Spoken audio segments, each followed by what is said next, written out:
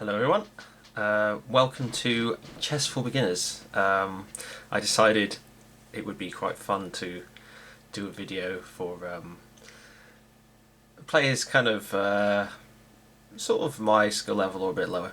But no, well, to be serious, there's not very many videos actually that are discuss the very basics of chess. So I thought that to make it a bit more interesting and to try and get more players to appreciate the game and find the game more interesting, to actually just discuss some basic concepts within chess. So that's basically the purpose of this video. So obviously the setup for chess, at least if you play normal chess, not if you play like 960, is always like this. So always this configuration. Obviously if you're playing black, then it appears obviously the king queen are switched. So you see if I just flip the board here, king is on the left.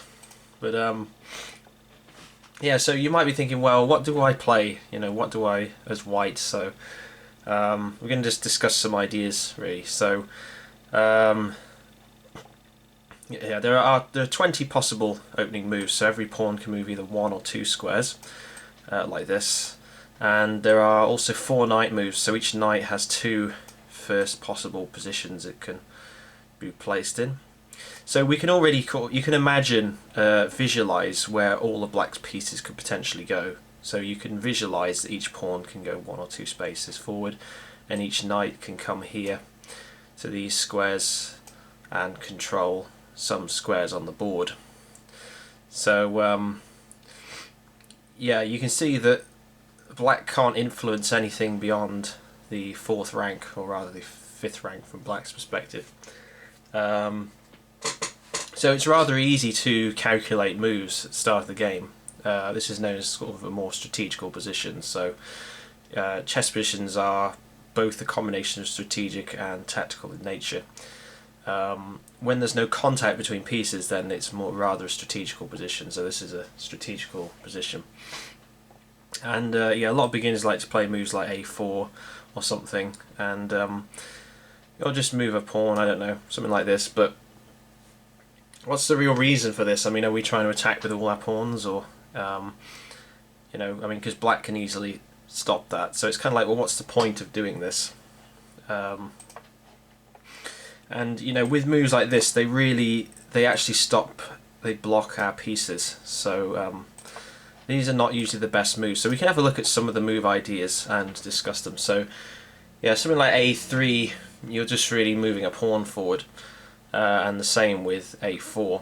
Obviously when you move pawns, you create weaknesses in your position, because obviously, like if we move, say, these 2 pawns here, we can see that the b3 square is only defended by the queen, and that's something you have to watch out for when you move pawns. Yep, so something like, if you move something like b4, we can see that this pawn we've advanced this pawn, but it's not defended. It was defended here on b2, but now it's not defended. So black can maybe attack that at some point, for example with the move e5, which is the engine suggestion. So it's not really clear if this is a good idea for white to do something like this.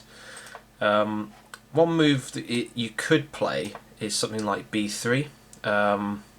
This is the Nimzovich-Larsen attack, and it's a hyper-modern type opening, which means that we're going to develop our pieces and before we put any pawns in the centre of the board. So I think if you have an opponent who does this, you can just play something like e5 or d5, move these centre pawns, and just take advantage of what white isn't doing. And yeah, you definitely want to play something like bishop b2 in this instance to develop the bishop immediately and hit the pawn on e5. But it's not. It's probably not a move I'd recommend for beginners, because it requires a very a different playing style really. So I think it's easier to play openings which are kind of follow the main principles. So that's sort of the idea of this. So the other moves we can look at, obviously something like, so c3, we can see a bit like a3 blocks this knight. It does, the one positive of a move like this is it does allow the queen to move. But obviously if you play something like d4 or e4, that also allows the queen to move and this bishop, so that's sort of a slightly superior move in that sense. Does obviously you know, allow us to play something like this. I mean, there is no really awful move on move 1 because it's not a tactical position, but you know, strategically it doesn't make much sense to necessarily play like this unless you're trying to hit your opponent with something they don't know. So I think the first serious move to consider is something like c4. Again, I probably wouldn't recommend this to beginners because this is rather it comes with a slightly different concept. So the idea is we're going to control the centre from the flanks. It's worth noting that yeah, c4 is generally better than f4 because usually the king's more like to castle, and you can see that you know, unless we're going to develop our king, which is not a good idea, it doesn't actually help white move out any of the pieces. So we can sort of compare pawn moves, for example, in this case, and see that c4 is a superior idea to f4 for that reason. So yeah, but c4 is definitely a considerable move. Then we've got moves like d3, which are playable. It's worth noting with the d pawn that obviously, a bit like with the a pawn and the h pawn, is that no matter how far they move, they're always protected. So yeah, d4 is definitely the first serious move you can consider as if you're playing white, you know, and you know, it's going to stay defended, so it's kind of something you're less to worry about. We've developed, the queen's got a little bit more scope.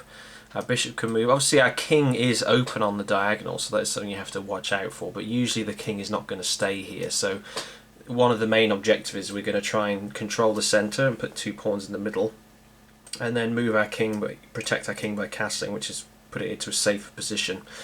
So when we move pawns to the middle, obviously these take away some ideas for black. So just as a comparison, if we play something like knight to, well, actually let's just play something like a4, then black could play either, you know, d5 or e5 with the same ideas that we said for white. But obviously if white's playing something like d4, then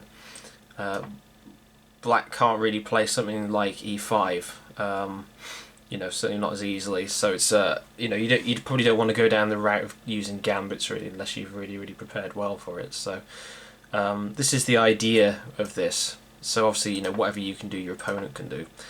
So yeah, d4, e3 with the same idea really of d4. Obviously they allow different bishops to move. With e4, we can see one of the main differences is that this pawn's now not defended. So we could compare it to example to something like b4.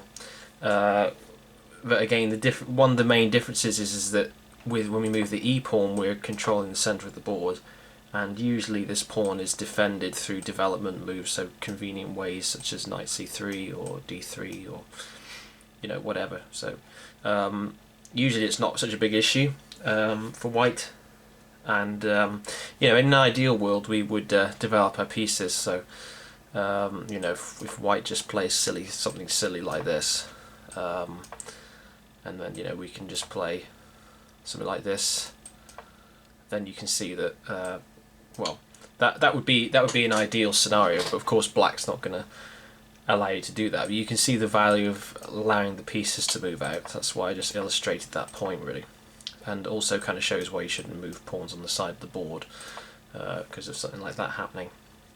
So yeah, it's good to be able to move your pieces because obviously you want to, you know, you want to be able to checkmate your opponent. You need to actually have pieces to attack with. So yeah, that's the reason for something like that. So yeah, you see we don't usually want to move this pawn because it opens the lines to your king. Your king's kind of stuck there, and it really doesn't help you move any of your pieces. So yeah, I wouldn't recommend you moving the f pawn. Then the next one, of course, is like g3, very similar to b3 in the idea. We're going to play our bishop here, so, you know, more than likely now you're going to castle kingside. And I think that's something else in general to consider with openings, is that most of the time, you know, assume you're going to castle on the king side of the board. You know, this is very true for when it comes to which knight to move, because obviously they do the same thing. So I'd actually recommend you move this knight instead of the b knight first if you wish to play that opening. You know, because now we've only got one piece to move before we can castle. So yeah, so yeah, g4, same idea as b4 really, so not the best idea. So yeah, looking at the knights, we usually want to move into the centre, so usually playing them over here is not such a good idea for the first move. So you could play something like knight c3. I would actually recommend for the two moves to be considered if you're a new player as being e4 and d4, so one of these. Doesn't really matter too much which. There's no solution to the game of chess, so it's it's either move is good. When you play something like knight to f3 again, it's a little bit more hypermodern. You're going to control the centre with your knight, so obviously now something like e5 is prevented because of knight takes. That's the whole idea of this. Of course, black will probably play something like d5 in this situation. Knight to f3, I should probably mention, is a very flexible opening, so you can kind of develop in many ways here. You could play something like g3 with the idea of fianchettoing the bishop. You can play something simple like d4. So obviously, when we have pieces that move and you end up with the same position but from a different way, that's called a transposition. So, for example, in this case, we've played knight to f3, and then after d5 we played d4. We can obviously get exactly the same position if we play d4, d5 and knight to f3. So in both of those routes we've got to that position which were sound. We were able to play the same sequence of moves in it with the same position. And yeah, this is the move order is an interesting way of forcing your opponent usually to go into a particular line. So yeah, something to note there. So yeah, so we picked out a few key moves there. So the move that I quite like to play as white, which I pretty much always play, is e4. So we can perhaps flip the board at this point and just have a look at black. So obviously again we notice now that the queen and the bishop have some scope and influence over the board. But these are not going to be too much of an issue as far as what we do. So black could play something like e5, just mirroring what white's doing.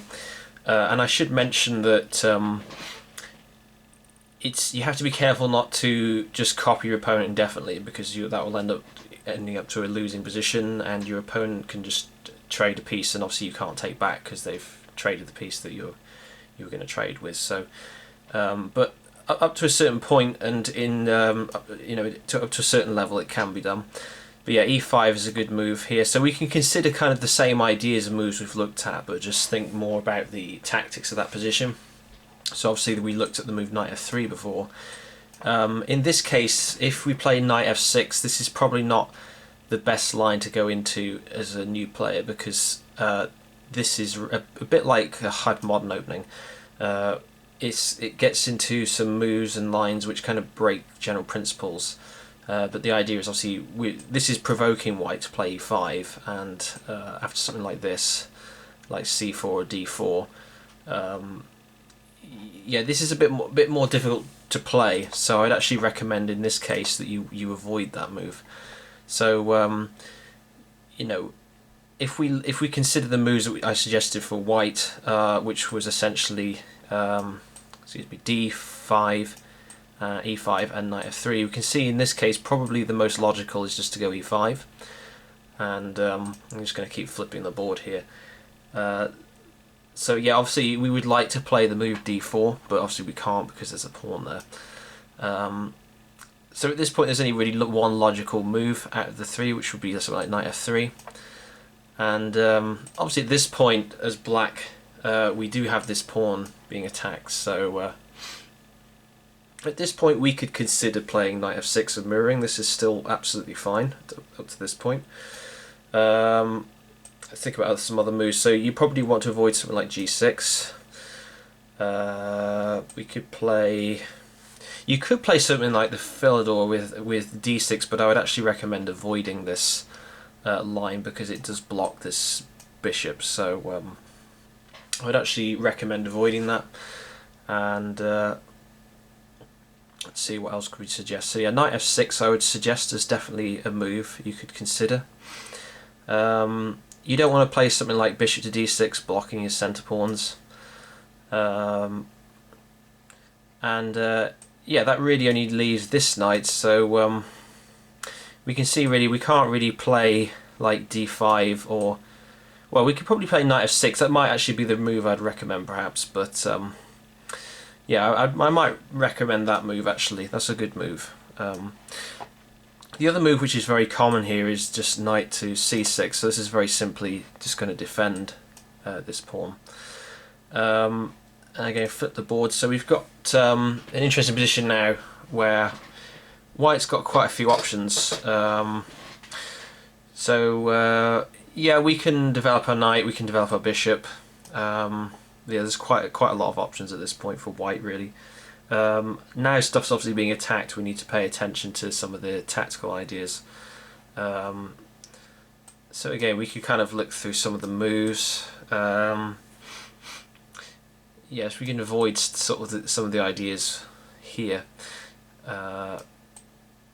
So I think d4 is a scotch, I think. Yeah, so we can play something like d4.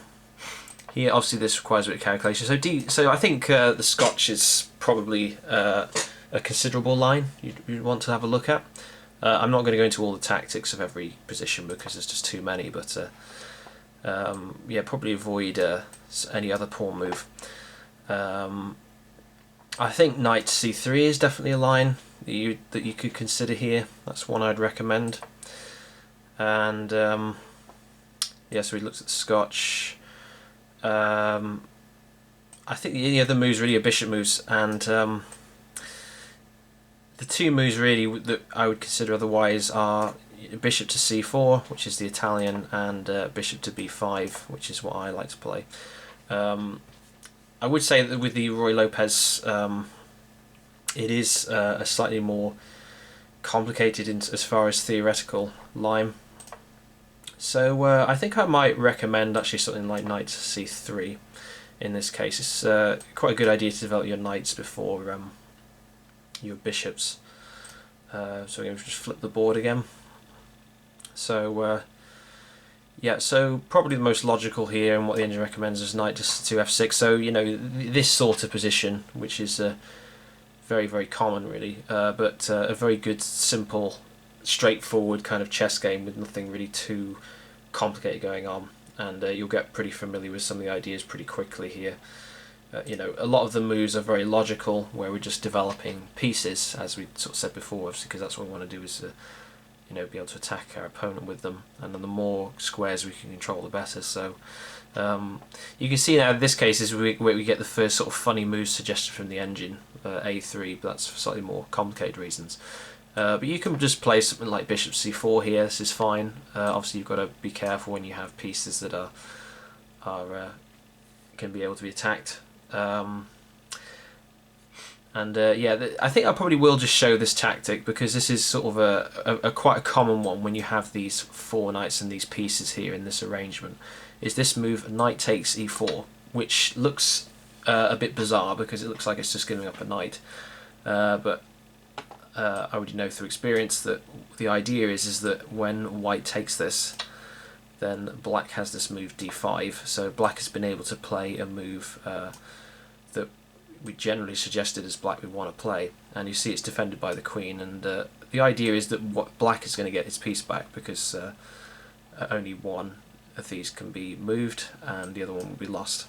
So the other general principle is to be aware of is the value of the pieces, and value of the pieces actually isn't as straightforward as it seems, but there is a general rule concept which you can use to consider what the value of the pieces are. So all the piece values are related to the pawn, so the pawn's said to be worth 1, and with that equivalent we can say that the minor pieces, i.e. the bishops and knights, are worth 3, the rooks are worth 5, the queen is worth 9, and the king is obviously infinite because if you lose the king that's it. So you know, you give up all your pieces before your king drops basically, although you'll probably get checkmated anyway. But yeah, in this particular example, white's best move is bishop to d3, and then after d takes c4, then we take back with the bishop, and material's equal, but you can see that that's how that works. That's actually probably worth knowing because that's a very common theme that happens in this opening, the four knights. So But otherwise, that's definitely a line I would suggest. And obviously, at that point, you know, you can start actually playing chess and trying to figure out what's going on. Yeah, develop your pieces and castle. Castling has a lot of rules. If the rook has moved, you can't castle. If the rook you want to castle with has moved. If the king has moved, you can't castle. And if there's any piece that is attacking any of the squares that the king will move to, you can't castle. One common mistake people make with this rule is they seem to think that if the rook is attacked, you can't castle. That's actually not the case. So that's something to note. So I'm sort of looking more at the kind of the rules now. So excluding openings, which we sort of looked at. So this is not really, I'm not playing this for theoretical reasons, I just want to show as an example. So how do I do this? No, what I need to do is just make another move for black. Okay, so in this position, this is something you may not know. When white or black has a pawn on the 5th rank, so in this case it's white's 5th rank. If it was black's, the pawn would be here, just to show that as an example. When the opposing player makes a pawn move 2 squares forward, so the pawns are next to each other, you can actually take this with this pawn. And I know at this point a lot of you are like, I don't believe any of this, but I'm going to prove it because I'm going to show it now on screen. So in this situation, only on the very next move white can capture this pawn, and what the idea is that we pretend the pawn is here. That's how it works. So what we're going to do is we're going to put the pawn here, and when I release the mouse, the pawn on the d5 square is going to vanish. There we go. So that's called en passant. One thing I didn't know about this rule that I learned actually is that, because I don't think it's included on information with chess rules, is that it doesn't matter if the pawn that you're moving has actually captured diagonally before, I don't think. So as an example, let's say we do this and then we take, so we see this pawn's now on the d file. If black plays c5, I think we can still take this, yeah. So there's something else to note about that rule, because I wasn't aware of that actually until more recently. So, but yeah, chess rules can be quite complicated. The other common thing people don't tend to know is that is to do with promotion. So I'm just going to try and get this pawn to the back rank somehow, just like this. Okay, so in this position, I'm going to take here with check actually, but when we go to promote, you don't have to just promote to a queen. You actually have a choice. You can't promote to a king. That wouldn't be allowed. You're not allowed to have 2 kings, and you can't keep it as a pawn. But you can actually promote to these pieces as well. So any other piece, your knight, a rook, or a bishop, you can promote to. So in this case, for example, a bishop, and you can see now white has 3 bishops. White has 2 dark square bishops that can defend each other, and 1 light square bishop. So that's something else to know. And this, you think, well, what's the point in that? Well, actually, in some cases, it can be very useful because those pieces, like for example, you may wish to avoid a check or blocking some squares, which would be a stalemate, or you might want to promote to a knight, which obviously can attack different squares to any other piece. So in rare cases, not often, but in some rare cases, it actually is an advantage to do what's called under promote, and that's an example of under promotion is when we promote to, i.e. bishops, knights, or rooks instead of queens. Yeah, so that's the introduction to chess for beginners. So I hope if you're a new player, you've learned something from that, found that interesting. Yeah, so thanks for watching. Bye.